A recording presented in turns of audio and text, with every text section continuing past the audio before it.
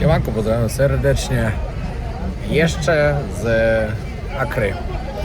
Właśnie jeżdżę od miejsca do miejsca i szukam autobusu, którym dostanę się do Loma. Miasta Loma, czyli stolicy Togo. Ale nie jest to łatwe, uwierzcie mi, bo już byłem na 2 stacjach, okazało się, że żadnej z nich nie odjeżdża ten autobus. Jadę na kolejną. Zobaczymy, czy tam się uda. Dobrze, że wziąłem sobie dobry zapas czasowy. 2 godziny w sumie. Do tego, co pokazywało, że odjeżdża, także powinno być ok. Głównym sponsorem kanału jest marka SFD Suplementy Diety najlepsze na rynku. Użyj kodu wojownik 10, aby dostać 10% zniżki. Sponsorem kanału jest wypożyczalnia samochodów. Odkryj auto działające na terenie całej Polski oraz w Hiszpanii. Na hasło wojownik 10 dostaniecie 10% zniżki. No i tak, tutaj się znowu nie udało. Dali mi numerek 9. Officer, Może czekaj, policja nas zatrzymała. officer. Udah, betrasi. O! Mandacik dostaje. No, nie udało się znowu. Dali mi numerek 9, żebym sobie po prostu czekał. Albo będzie miejsce, albo nie będzie. Pytam się, za ile przejedzie bus? Nie wiadomo. Ja mówię, ale dzisiaj? Dzisiaj. A mówię, no ale ile? Godzina, 2? On mówi, no nie wiadomo, musi czekać. Kurde, no i bus jest. Ale jedzie o 12 w nocy. A to mi nie odpowiada. Kolejny jutro o 11. Ale zapytałem pani, podała mi jeszcze jedną stację, numer 5, żebym poszedł tam zapytać. 10 minut stąd. Także idę, no. Muszę znaleźć wcześniej. Nie chcę jechać w nocy i nie chcę jechać jutro. Nie chcę tu kolejnego dnia siedzieć, bo nie mam po co. Ale fart. Przychodziłem koło takiego biura, tutaj takiego lokalnego i patrzę, jest flaga Togo i pisze Lomé, czyli stolica. Mówię, a wejdę zapytać, co mi tam. I tak już mi nie zależało, bo już mówiłem, już jadę jutro. No i się okazało, że ziomeczek mi załatwił. Do jakiegoś samochodu mnie po prostu dorzucą, który jedzie. Mają miejsce wolne o 4:30, czyli za godzinę. Petarda. 60 euro, trochę drogo jak na taki transport, ale nie mam wyboru. Nie no hit, teraz moja karta nie działa i nie mam pieniędzy wypłacić. Ja. Nie no, znakomity to po prostu. Ale jak się w końcu uda, będzie całe szczęście. A uda się. To jest po prostu moja próba cierpliwości. Dobra, znalazłem ziomeczka, który mi pomaga, żeby dojechał. Idziemy właśnie zaprowadzić do innego punktu, skąd odjadę. Gdzie mnie samochodem wezmą. Ja nie wiem w ogóle, co sobie wyobrażałem, sprawdzając, że autobus odjeżdża ze stacji takiej i takiej o takiej godzinie. Ja zapomniałem, że ja w Afryce jestem. Że tutaj, że tutaj to jest niemożliwe, żeby coś było podane dobrze i odjeżdżało o takiej godzinie i z tego miejsca. W 6 miejscach, dopiero w 6 znalazłem, a i tak zaprowadzili mnie do 7. I jadę za 2 godziny. Niecałe, także idę jeszcze na pizzę, bo będę późno dopiero w Lomé. W nocy w sumie. Nienawidzę coś załatwiać w Afryce, nienawidzę. 2 godzin ponad tu siedzę, mieliśmy o 17:30 wyjeżdżać, jest po 18:00, no spokojnie, usiądź, mamy czas. Ja mówię, nie mamy, 4 godziny mamy jazdy. Spokojnie. Korki są teraz. No i co z tego, że pół godziny temu już mieliśmy ponad wyjeżdżać, ale w Afryce mają czas zawsze. 22:30, jedziemy 2 godziny i przejechaliśmy tyle, co jakbyśmy jechali z godziny. Korki były takie, że szok. No jakoś idziemy, no nie cierpię jeździć w nocy po Afryce, naprawdę nie cierpię.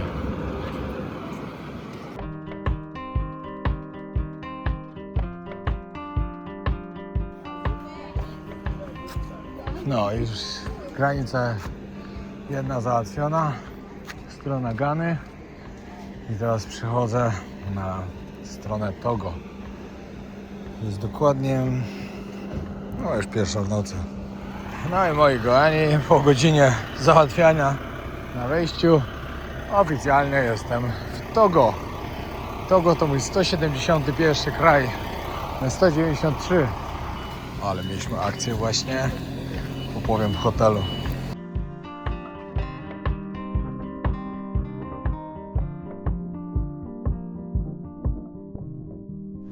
No i siemanko. 5 godzin snu. Trzeba wstać na śniadanie, bo nie wiem, żebym się jeszcze załapał. Nie wiem, czy jeszcze jest. Mam nadzieję, że tak. Jestem ogólnie w miejscu, gdzie nie ma nikogo. W sezonie to miejsce jest świetne podobno. Jest bardzo dobrze oceniane. Sporo osób tu można spotkać.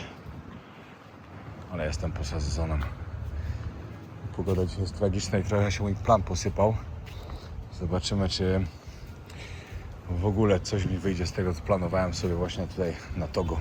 Opowiem wam, co się wczoraj stało.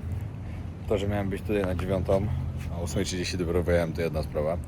4 rano dopiero byłem na miejscu. Ale po drodze. Jak jechaliśmy do granicy z Ghana, Togo, no to po stronie Gany, po stronie Gany wszystko spoko, łatwo poszło, wszystko uzupełniałem na ustach. Przeszedłem dalej, tam dalej. Ci, którzy siedzieli tam na wejściu, strażnicy, no oni byli jeszcze całkiem spoko, bo po prostu nie wiedzieli, jak wygląda wiza, którą powinienem mieć.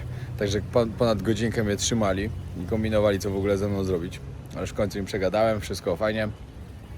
I nic, wsiadamy do samochodu i ruszamy dalej. Przejechaliśmy przez jedne bramki i od razu kawałek dalej był checkpoint wojskowy. No i gościu wyskakuje i nas zatrzymuje, a kierowca się nie zatrzymuje. I nagle stwierdził, nie dobra, nie jesteśmy już w Ganie, trzeba się zatrzymać, bo w Ganie na ani jednym się nie zatrzymał. Hamulec i cyk, z karabinami wyskoczyli, wysiadać z samochodu, co to ma być, jeśli nie zatrzymujecie. Kazał zjechać oczywiście, nas wszystkich na bok. Pijani byli, to podkreślam jeszcze. Wziął mój paszport, rzucił sobie tak na ziemię, mówi tak, teraz zapłacicie za każdą osobę, która tu jest, a jak nie, to on nie odzyska paszportu. Ja mówię, ty, ale weźcie sobie kogoś innego, jestem tylko turystą. Ja nie mam z tym nic wspólnego, to nie moja wina, że on się nie zatrzymał. I na maksa był jeden taki niemiły gościu, był najbardziej pijany z nich, chyba ich taki dowódca. Cały czas tam z karabinami chodzili naokoło nas. Kazali tym płacić oczywiście haracz. Oni nie chcieli zapłacić. Ponad godzinę nas tam trzymali. Na samym końcu chcieli 14 000 sefa, bo było nas 7 osób, za 7 pasażerów. Było, aha, jeszcze dziecko 8, w ogóle o tym nie wspomnę. Mieliśmy jechać w 6, a jechaliśmy w 10. Było 7 pasażerów, plus dziecko, plus kierowca, plus pomocnik kierowcy. W samochodzie, takim trochę większym, ale nie w busie, w samochodzie. No i w końcu się skończyło tak, że za 14 000 zapłacili chyba 1000, ale stojąc pośrodku niczego, ciemno, 3 żołnierzy z karabinami, pijanych, w Togo, wy jako jedyny biały, wzięli was paszport, krzyczą cały czas, przeszukiwali tylko mnie. Mówię, no nie, gorzej się nie da. No i na samym końcu dojechaliśmy do miasta, mieliśmy dojechać do miasta, gdzie mieliśmy wysadzić. Oczywiście mnie wysadzili za miastem, musiałem jeszcze w nocy motorkiem jechać. Także zobaczyłem, co tu się dzieje o 4 rano. W sumie 3:30, o 4 to już poszedłem spać. O 3:30, no to powiem, że na mieście dalej melanż niezły. No, idę do pokoju ustalać, co robić, bo plan niestety mi się zmienił. W sezonie i w pełnym słońcu to miejsce całkiem duży potencjał ma. Że pewnie jest tu całkiem fajnie. Nie wiem, w jakim świecie jestem. Ale już się spało. Idę się przejść na miasto, zobaczyć, co tu się dzieje. Ogólnie sprawdzałem pogodę na najbliższe dni. Niestety, nic się nie zmieni. Będzie tylko gorzej. Kurczę, tu by było tak rajsko. Znaczy tak rajsko, by było fajnie. Tu jest jeden beach bar za drugim, jeden za drugim. Także tu w wakacje, jak mają sezon, to musi naprawdę być całkiem nieźle. Idę właśnie zobaczyć na plażę. Ale nie wiem, czy tędy przejdę w ogóle.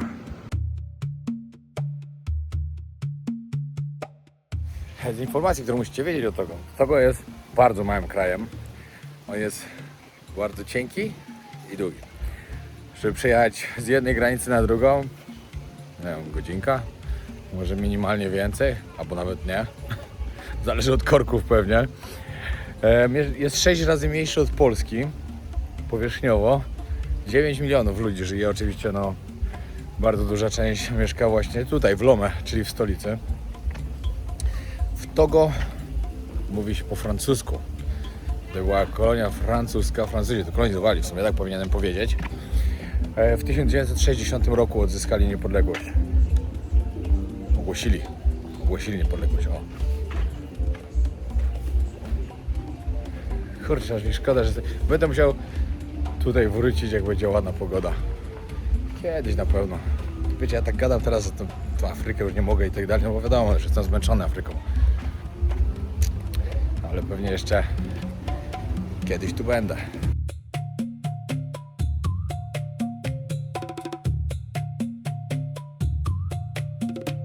Właśnie 2 godziny kombinowałem, jak pieniądze wypłacić. Udało mi się, że miałem jeszcze jakieś tam euro przy sobie. Ostatnie 80 euro, które miałem, i udało mi się zamienić. Musicie wiedzieć o tym, że i tutaj, czyli w Togo i w Ganie, karta Visa no nie zawsze działa. Tam znalazłem tylko jeden bankomat, w którym udało mi się wypłacić. Tutaj w żadnym. Musiałem wymieniać ostatnie euro, które miałem.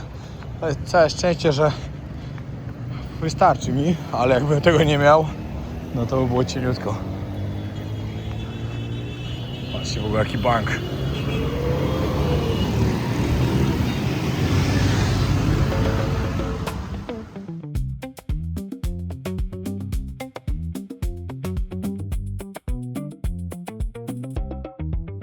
Dobra, przyjechałem zobaczyć najważniejszą chyba atrakcję tego miasta, czyli Palace de Loma.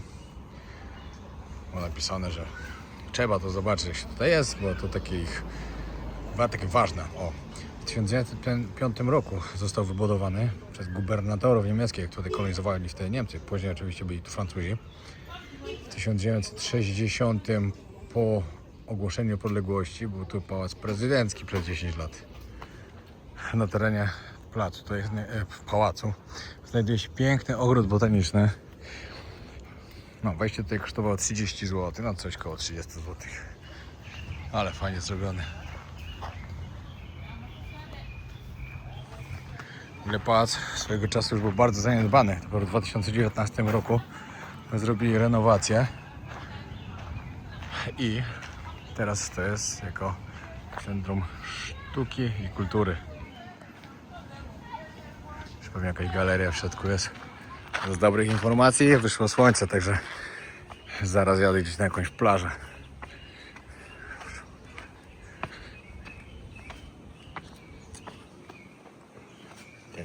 Co to jest ciekawego?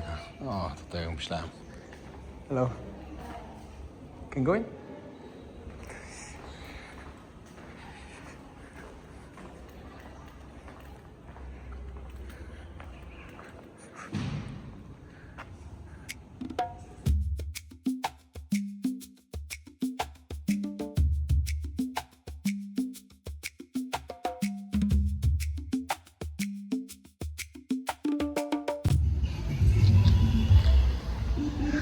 Kurczę, takie fajne miejsce. Zero ludzi, ale w sumie tu nigdzie nie ma teraz ludzi.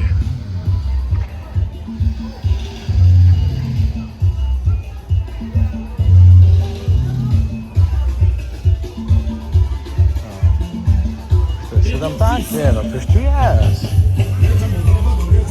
A TikToka sobie potem gościu kręci. Dobre. 5 rano. Ja już ruszam na dworzec autobusowy. Jest w sumie 5:15, a 5:20. O 6 odjeżdża. Jeszcze nie wsiadłem do środka i już widzę, co tam się dzieje. Także to będzie ciekawa podróż.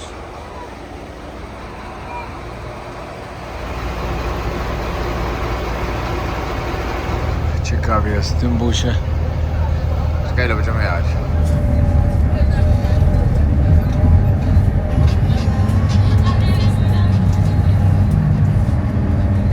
Ja już na granicy. Po drodze się źle czułem. Dość szybko minęło, bo tak naprawdę godzinka i jesteśmy. Niecała nawet. Ciekawe ile teraz, żeby do stolicy dojechać. Oczywiście muszę to wszystko teraz załatwić. Jeszcze pieczątki, wizę pokazać. Autobus przejedzie, wsiadamy i jedziemy dalej. Ogólnie myślałem, że w autobusie będzie dużo gorzej. No, syf jest okropny, ale na szczęście nie jest pełny. Siedzę sam. Jeszcze jest luzik. No i sprawa na granicy załatwiona. Wszystko fajnie, szybko poszło. I wchodzę właśnie do Beninu. Tylko gdzie mam iść właśnie teraz? A, jeszcze muszę przejść. No i wszystko załatwione. Jestem. Pół godziny spacerku.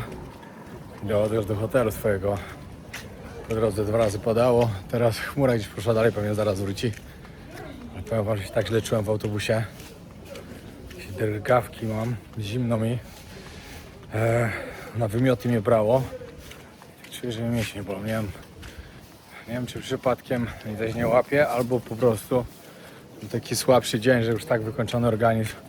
Kurde, już 3,5 miesiąca cały czas jestem w ruchu. Już długo, za długo. No ale tak to wyszło tym razem. Wrócę do domu, to będzie 6 tygodni przerwy. Solux Hotel Cotonou. Ale mam pecha ostatnie dni do pogody. Dzisiaj cały dzień leje, właśnie miałem wychodzić po jakąś kolację. No i chyba się to nie uda.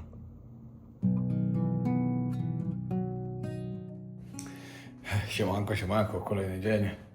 Całą noc miałem gorączkę i to taką ciężką gorączkę. Wypociłem się.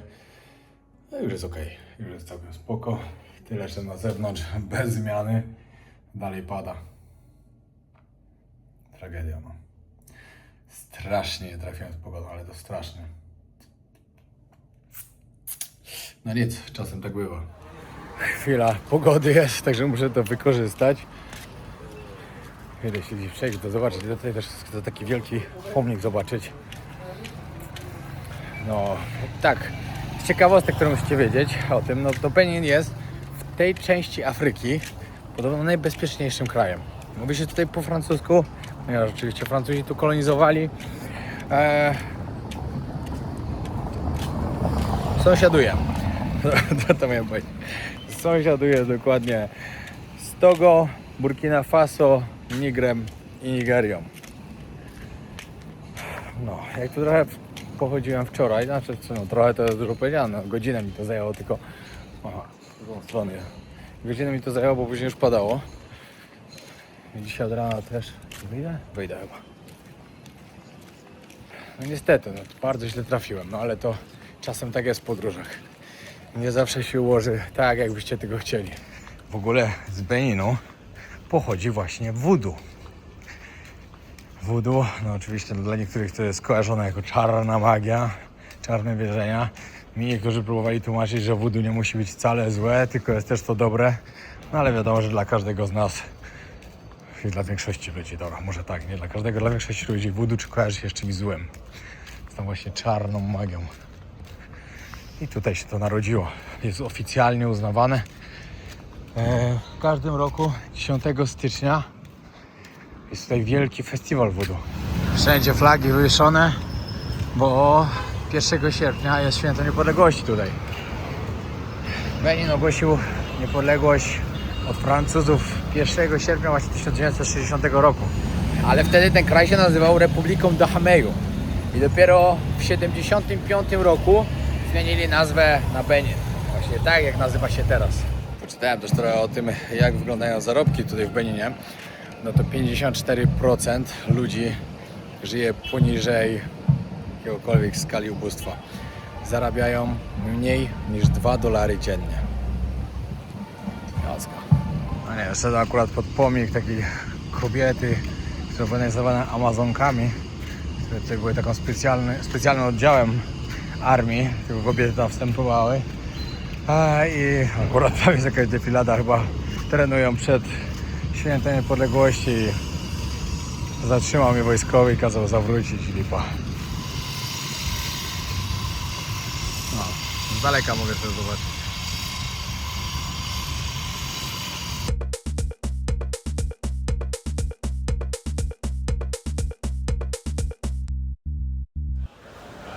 Addis Abeba. No, jestem tam w tym roku 50 raz. Nie no, tak spokojnie licząc to 10 razy na pewno byłem. No i koniec tej podróży. 3,5 miesiąca w trasie. No ale przyznam szczerze, że naprawdę wystarczy. I tak myślę, że przyciągnąłem o 2 tygodnie już za dużo, albo nawet o miesiąc. Bo ostatni czas to już było takie totalne zmęczenie. Pogoda nie dopisywała i no, wiele rzeczy było nie tak. Ale co tam. Mam za sobą, cieszę się, bo to była świetna podróż. Dużo fajnych miejsc zobaczyłem i co? 7 tygodni przerwy i ruszam zwiedzać kraje oceanii.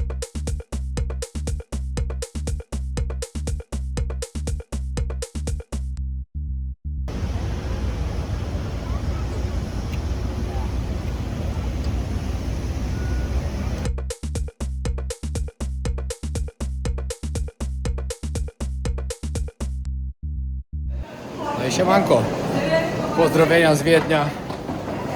Niestety mój samolot się spóźnił o godzinę i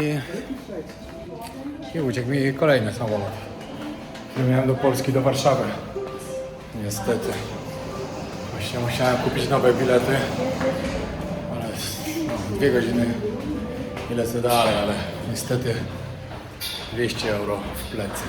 Nie wiem, czy wiecie, czy nie, ale do osób zainteresowanych wyjazdem do Tajlandii w przyszłym sezonie LOT będzie organizował loty 4-5 razy w tygodniu, chyba 4 albo 5, nie wiem, bo różne informacje widziałem bezpośrednio z Warszawy do Bangkoku, chyba na Phuket też. Także no, sporo Polaków będzie przylatywało.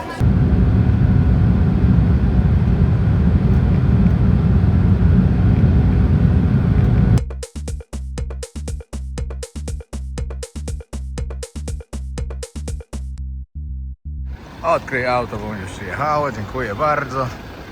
Ten samochodzik. No i moi drodzy, piękne Podlasie.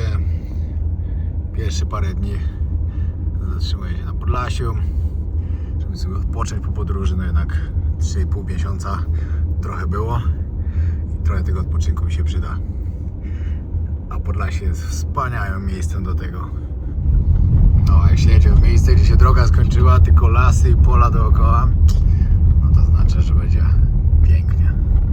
Pięknie i będzie spokój. A tego właśnie teraz potrzebuję.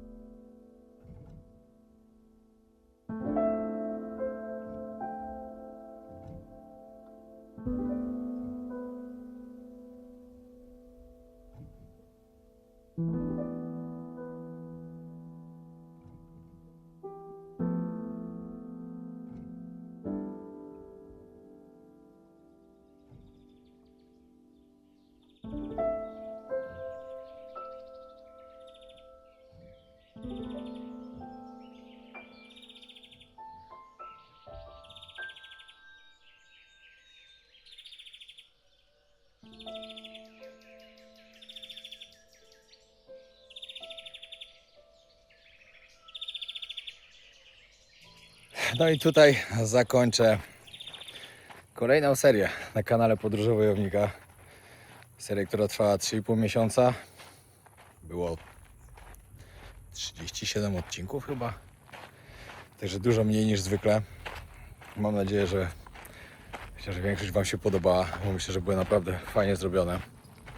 Mimo tego, że wyświetlenia wiadomo na kanale nie są teraz tak jakby się marzyło, ale trudno. Czasem tak bywa. Raz jest lepiej, raz jest gorzej. Wierzę, że wszystko wróci jeszcze do normy. I że będzie dobrze. Dziękuję bardzo, że oglądaliście. Bardzo doceniam, że mam takich widzów tutaj na kanale, którzy są ze mną. I kolejna seria prawdopodobnie dopiero we wrześniu. Dopiero w połowie września, do 17 września ląduję w Papui Nowej Gwinei, w Goroka, tej miejscowości, gdzie będzie festiwal plemion. Ponad 100 różnych plemion się tam zjeżdża. I od tego będę zaczynał właśnie moją podróż po krajach oceanii. Dzięki wielkie, trzymajcie się, pozdrawiam serdecznie i do zobaczenia. Nie wiem kiedy, czas pokaże. Myślę, że to będzie wcześniej, już wrzesień, bo jeszcze coś powiem, może w wakacji nagram. Ale zobaczymy. Pozdro.